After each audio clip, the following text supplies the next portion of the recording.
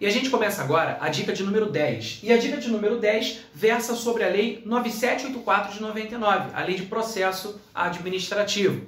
A gente vai falar agora um pouquinho sobre impedimentos e suspeição no processo administrativo. Esse foi o tópico que eu separei para a gente conversar um pouquinho aqui. Bom, primeiro detalhe é que a previsão sobre impedimentos e suspeição a gente encontra lá na Lei 9784 de 99, mais precisamente do artigo 18 até o artigo 21. Agora, antes da gente falar sobre cada uma das situações, a gente precisa lembrar da base principiológica para estudar isso aqui. E quem justifica esses casos de impedimentos e de suspeição no processo administrativo é o princípio da impessoalidade.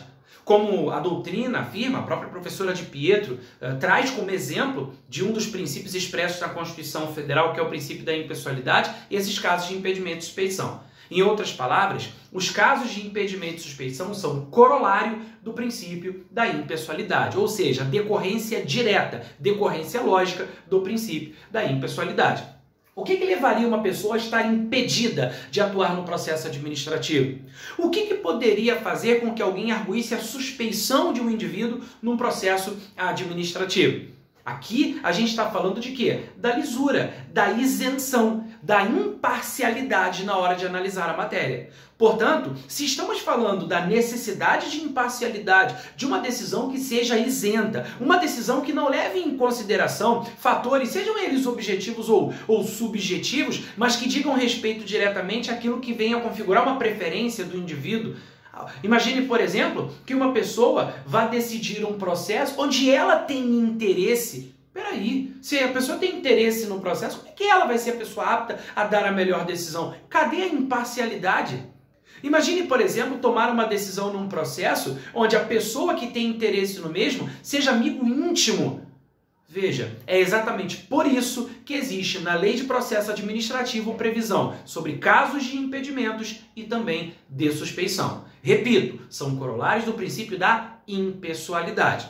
Vamos comigo, a gente começa falando sobre o impedimento. No caso do impedimento, as situações são bem objetivas, tá? Fogem um pouco ao subjetivismo que envolve a suspeição. Aqui a gente está falando de uma situação de objetividade maior, ok? Pois bem, diz o artigo 18 da Lei 9784, que é impedido de atuar em processo administrativo o servidor ou autoridade que, primeiro, tenha interesse direto ou indireto na matéria. Ora, se eu, Mota, tenho interesse direto na matéria objeto do processo, eu estou impedido de atuar no processo. Imagine, por exemplo, que eu seja autoridade a tomar a decisão sobre uma solicitação de uma licença que eu mesmo tenha pleiteado. Uma licença que me beneficie, algum tipo de benefício que também me alcance. Ora, se eu tenho interesse direto ou indireto na matéria, como é que eu vou ter a isenção e a imparcialidade devida para tomar uma decisão?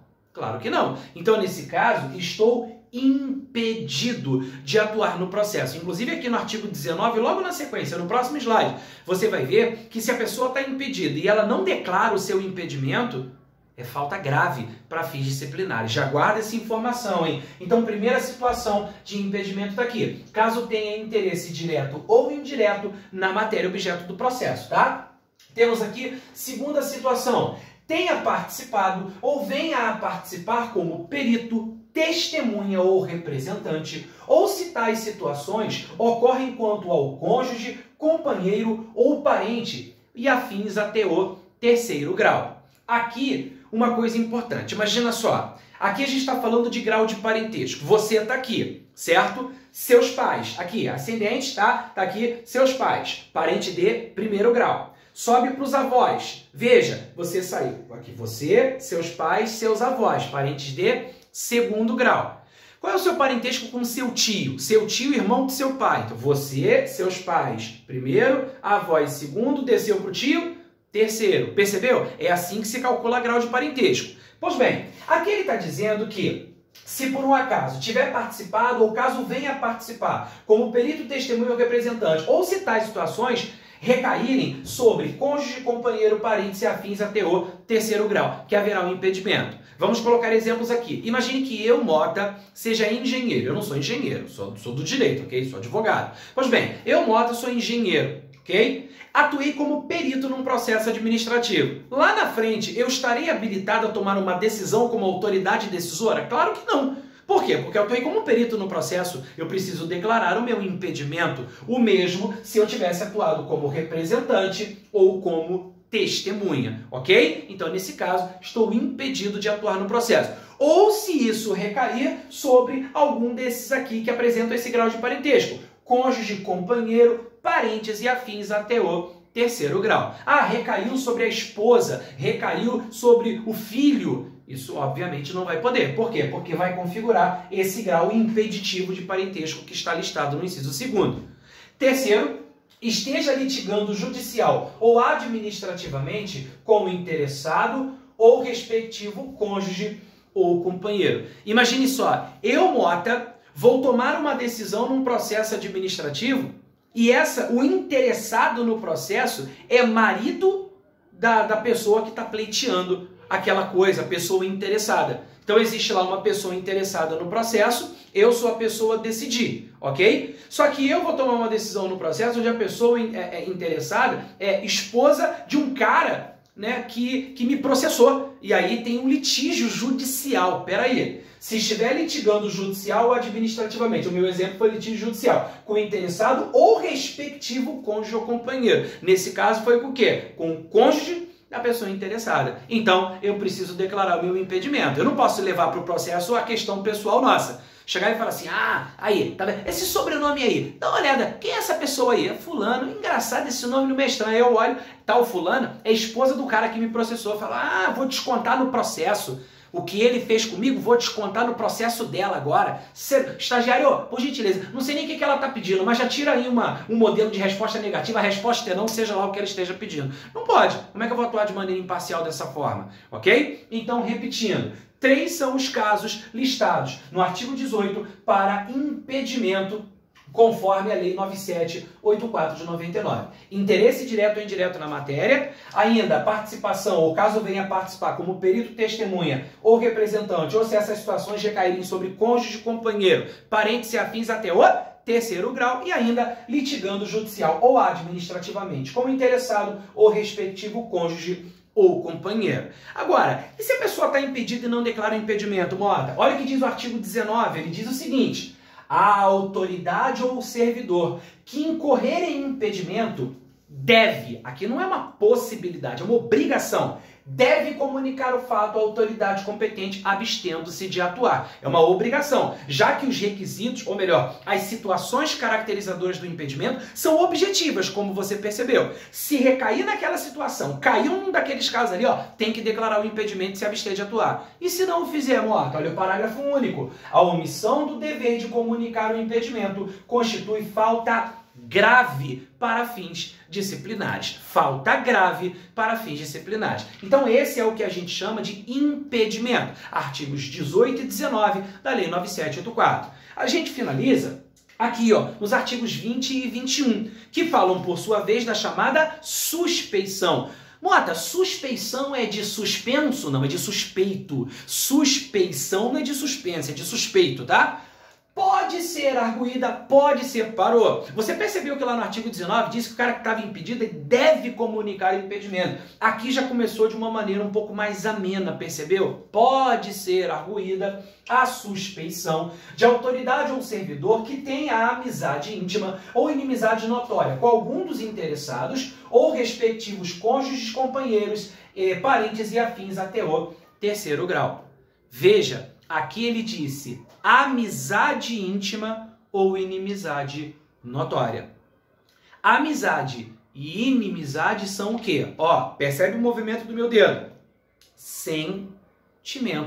Amizade, inimizade, isso é sentimento. E sentimento, essa sensação de ter amigos, ou a péssima sensação de ter aí inimizade, essa sensação é a hipótese de suspeição. Então a suspeição envolve sentimento, amizade, inimizade. Percebeu?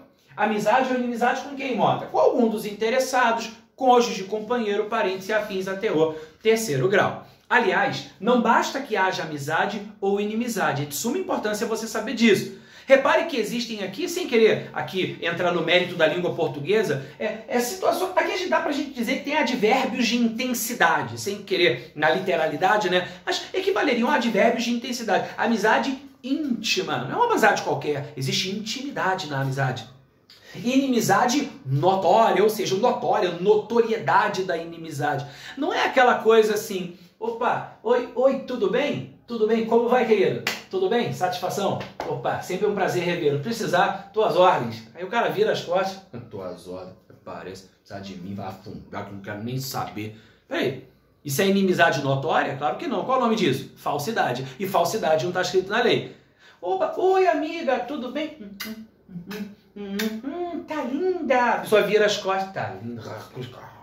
Cruz credo. Não é assim. Isso é o quê? Inimizade notória? Claro que não. Qual é o nome disso? Falsidade. E falsidade não está escrito aqui. Os falciane ou as falciane da vida aqui não estão aparecendo. Então ele disse amizade íntima. Amizade íntima não é uma amizade comum, é uma amizade padrão, aquela amizade top, né? Que é irmãozão que só nasceu de barriga diferente, mas é irmãozão, fechamento, sabe aquele, pô, tu é meu fechamento. Então, amizade íntima ou inimizade notória. Nesse caso, pode ser arguída essa suspeição. Agora um detalhe, veja só, como ele disse pode, aqui embaixo aparece o seguinte, ó, artigo 21. O indeferimento da alegação de suspeição poderá ser objeto de recurso sem efeito suspensivo. O que isso aqui significa? Vamos imaginar que alguém venha arguir a suspeição de uma pessoa que está atuando no processo.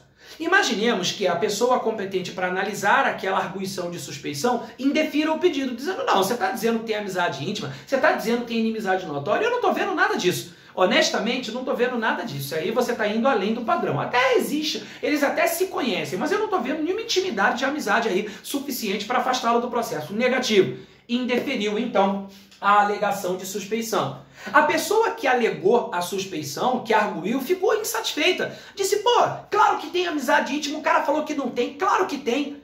Pode ou não pode essa pessoa, então, recorrer? Pode. Olha aqui, ó, poderá ser objeto de recurso, mas sem efeito suspensivo. Cá para nós é o padrão, né? Recurso administrativo, em regra, não tem efeito suspensivo mesmo, né? O que é efeito suspensivo? Significa suspender o efeito da decisão anterior até que uma nova decisão seja tomada. Aqui, quando ele fala sem efeito suspensivo, significa o quê? Significa que você pode recorrer, mas a decisão anterior, né, que indeferiu a suspeição, continua produzindo efeito até que uma nova decisão seja tomada. Então, se antes entenderam pelo indeferimento da alegação de suspeição, não, o cara não é suspeito não. Vai continuar prevalecendo essa decisão até que uma nova decisão seja tomada. Por quê? Porque o cara recorreu. E recurso é um meio formal de impugnação de decisão. Quando você recorre, você está buscando impugnar aquela decisão anterior. Ninguém recorre porque está feliz e satisfeito. Você recorre porque você está insatisfeito com a decisão. Então, repito, artigo 20, casos de suspeição, sentimento, amizade íntima ou inimizade notória,